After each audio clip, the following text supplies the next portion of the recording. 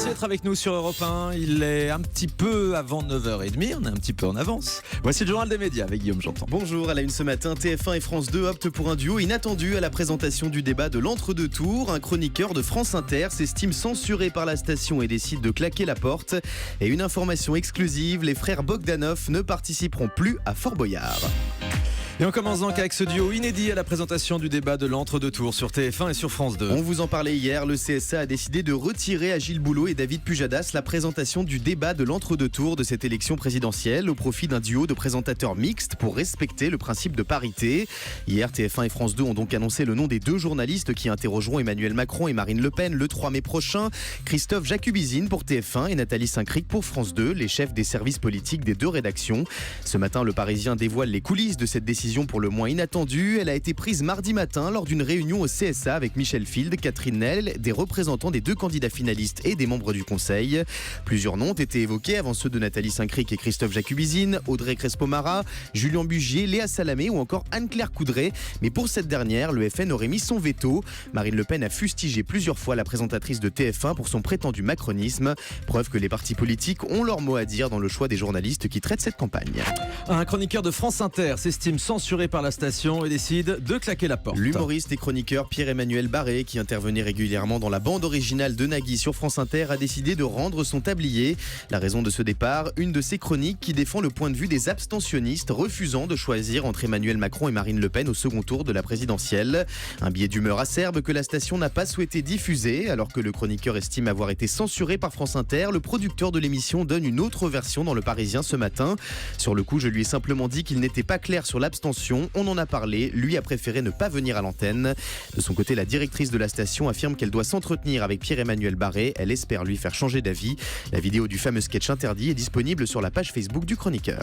Le producteur de l'émission, c'est donc bien Nagui qui a décidé donc de ne pas diffuser cette chronique à l'antenne. Information exclusive, à présent, les frères Bogdanov ne participeront plus à Fort Boyard. Depuis 2015, ils incarnaient des personnages délirants du fort et proposaient aux candidats des expériences scientifiques des plus folles. Mais selon nos informations exclusives, Igor et Grishka ne seront plus de la partie cette année.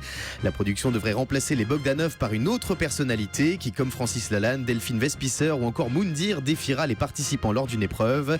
Alors que le tournage de la prochaine saison de Fort Boyard aura lieu le mois prochain, plusieurs personnalités sont pressenties pour participer à l'émission. Parmi elles, la vedette de télé-réalité Nabila. On a hâte de voir l'épreuve des cylindres. Ça, c'est sûr. Puis on retrouvera aussi Willy Revelli encore cette année dans Fort Boyard, dans son restaurant complètement fou. Laurent Ruquier rempile pour une nouvelle saison dont n'est pas couché sur France 2. La rumeur annonçait son départ pour M6, mais Laurent Ruquier rétablit la vérité dans un entretien accordé aux Parisiens. Je vais re-signer avec France 2 pour une nouvelle saison dont n'est pas couché, avec les mêmes chroniqueurs. On n'est pas couché qui se délocalisera prochainement à Cannes pour une émission spéciale tournée pendant le festival, comme on vous l'avait révélé en exclusivité dans cette émission. Voilà, Yann Moix et Vanessa Burgraff rempilent donc pour une deuxième saison. Routel Krief réagit à la polémique sur sa poignée de main avec Emmanuel Macron. Ça s'est passé hier sur BFM TV, alors qu'Emmanuel Macron était en meeting à Arras. Les téléspectateurs ont aperçu la journaliste Routel Krief, présente sur place, serrer chaleureusement la main du candidat d'En Marche après l'avoir interrogé. Un geste qui a provoqué la colère de certains militants du Front National qui reprochent à Routel Krief de montrer sa complicité avec Emmanuel Macron. La journaliste a réagi à cette polémique avec ce message posté sur son compte Twitter. Poignée de main rapide de fin d'interview, candidat en retard, mauvaise interprétation, le message est passé. Odile Villemain au casting d'une nouvelle série pour TF1. L'ex-héroïne de Profilage va bientôt faire son grand retour sur la première chaîne d'Europe. Selon Télé Loisirs, la comédienne débutera le 10 mai prochain le tournage des Innocents, un feuilleton policier avec au casting Thomas Sisley, Olivier Marchal et Charlotte Valandré. Dans les 6 épisodes de la première saison, Odile Villemain jouera le rôle d'une enquêtrice redoutable, une nouvelle fiction à découvrir prochainement sur TF1. Et puis la chanteuse Jennifer annonce l'annulation de sa tournée d'été. Après avoir été impliquée dans un accident de la route qui a coûté la vie à 2 personnes en mars dernier, Jennifer avait décidé de suspendre ses prochains concerts. Hier, dans un message posté sur son compte Facebook, la chanteuse a annoncé l'annulation de sa tournée d'été qui devait reprendre dans quelques semaines. Les dates d'été et de festivals où nous étions programmés arrivent à grands pas. Je sais ce que cela implique comme énergie et je ne peux ni ne veux précipiter un retour sur scène, dit-elle. Et on termine avec le chiffre du jour. 1000 comme la millième de Touche pas à mon poste. Ce soir dès 19h10 et jusqu'à tard dans la soirée, Cyril Hanouna et sa bande de chroniqueurs vont fêter comme il se doit ce bel anniversaire dans une émission qui sent la grosse darka à plein nez. Au programme, les meilleurs moments du talk show à succès de C8 depuis sa création et plein de surprises. Et c'est donc la millième de TPMP ce soir. C'est un gros événement télévisé. Ça va être une grosse journée pour Cyril Hanouna. Il va faire 5 heures d'antenne ce soir. On peut l'appeler peut-être pour lui souhaiter bon courage. On va l'appeler en direct. Vous avez son numéro en régie ? C'est parti, j'espère qu'il va répondre. Bonjour Cyril, c'est Thomas Joubert, on est en direct sur Europe 1. Les chéris, je vous écoute. Ah, vous étiez en train de nous écouter. Alors prêt pour la millième de ce soir ? On n'est jamais prêt, c'est ça la force de TPMP, c'est qu'on n'est jamais prêt. Je ne sais même pas ce qu'on va faire à 6 heures d'émission, mais bon, non, on a des choses et surtout on va s'amuser, on va remercier tout le monde, les téléspectateurs, on va vous remercier, si vous voulez passer après, on va faire une grosse soirée, voilà, ça va être la folie. Et mais je suis hyper ému en fait. 1000 émissions, quand on a démarré sur France 4, on en avait signé 8. Et c'était surtout parce que ils savaient plus où mettre. Donc ils se sont dit on va lui donner 8 émissions et puis il va se calmer. Et puis c'est vrai que ça a bien marché. On est tous hyper heureux de faire l'émission ce soir. On en est à 1000 émissions donc pour Touche pas à mon poste. Tous les chroniqueurs seront réunis ce soir ? Tous, là, il y a tous, je sais même pas où je vais les mettre.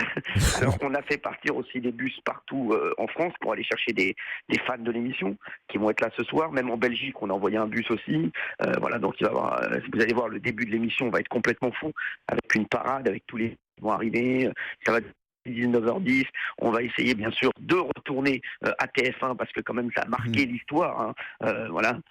Quand je vais à TF1, je sais que ce soir il y a Emmanuel Macron qui y sera. Voilà. Donc ça va être compliqué, mais on va essayer quand même de rentrer à TF1 ce soir. Ils sont prévenus, donc voilà, comme ça. Des grands moments de télé à suivre ce soir sur C8. Et puis tiens, tant que je veux au téléphone, Cyril, c'est vrai que Jean Lassalle va devenir chroniqueur dans Touche pas à mon poste ? On aimerait beaucoup. On aimerait beaucoup le mettre à côté d'Isabelle Morini-Bosque. Je pense que ça fera un très beau duo. On est en cours parce que je trouve que c'est un personnage qui m'a beaucoup fait rire. Et puis, ça nous est marré de le faire venir en expert média, pour l'instant. Et c'est pas impossible. On est en contact avec ces équipes qui sont très sympas. Et elles nous ont dit que c'était pas impossible et que c'est pas impossible dans les prochains jours. Ils viennent faire déjà chroniqueur média dans l'émission. Et ben voilà, tout peut se passer dans Touche pas à mon poste. Merci beaucoup, Cyril Hanouna. On vous souhaite une bonne millième. Restez à notre écoute. Julie vous embrasse. Et moi je t'embrasse aussi Cyril. Allez, dans un instant on se retrouve sur Europe 1 avec vos messages sur le télérépondeur et puis on s'intéressera à l'actualité médiatique du moment avec nos spécialistes. Restez bien sur Europe 1, à tout de suite.